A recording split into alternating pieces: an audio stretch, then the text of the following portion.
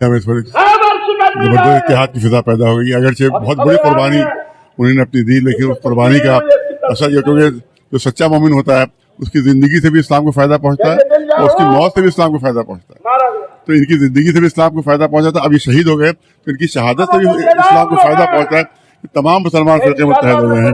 اور آپ نے دیکھا کل کا جو یہاں جلوس تھا، میں تو سمجھتا ہوں کہ تقریباً 25-30 ہزار اہل سنت حضرات ہوں گے جنہوں نے شرکت کی ہوگی. اس کے علاوہ جہاں جہاں بھی مظاہرے ہو رہے ہیں وہاں پر اہل سنت اور ہندو سب شریک ہو رہے ہیں، کیونکہ ظاہر ہے کہ وہ انسانیت کے لیے ان کا قدم تھا، ظلم کے خلاف ان کا قدم تھا. آج جو بھی ظلم کے خلاف ہے وہ سب ان کے ساتھ ہیں. ان کی مظلومانہ شہادت کو دھوکہ دیا گیا، کتنا زبردست دھوکہ دیا گیا.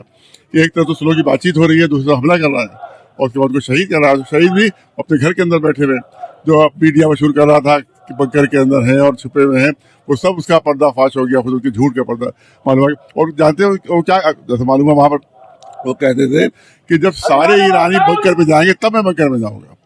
میرے مومنین جو ہے وہ باہر ہوں اور میں بنکر میں جاؤں، مجھے یہ گوارا نہیں ہے. لہٰذا جو ان کے ساتھ سلوک ہو وہی میرے ساتھ بھی سلوک ہو. لہٰذا انہیں نہیں انکار کر دیا بنکر میں جانا. بالکل مولا علی کی جو سیرت تھی کہ وہ ہمیشہ وہ اتنا کھانا کھاتے تھے جتنا غریب آدمی کھانا کھاتا.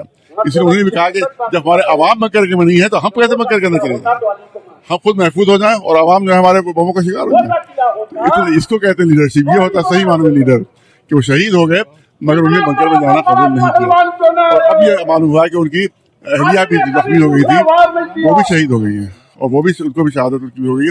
تو انہیں جو آخری جملے کہے تھے کہ میری زندگی میری ہتھیلی پر ہے، میری عزت میری ہتھیلی پر ہے، میری جان میری ہتھیلی پر ہے اور سب کچھ اسلام کے لیے قربان کر دوں گا.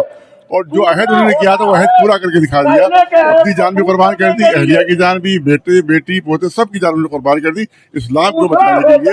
اور اسلام کے مخالف ہیں ان کے سلسلے میں اپنی پوری جان. ایک بہت بڑا پیغام انہوں نے دیا ہے اور یہ پیغام دنیا سمجھ رہی ہے، مسلمان سمجھ رہے ہیں کہ جو اس پر جو حکومت وہ بیٹھے ہوئے ہیں مسلمان نام کے ہیں اور ان کے اسلام سے کوئی تعلق نہیں. وہ سب غلام ہیں، وہ سلیب ہیں.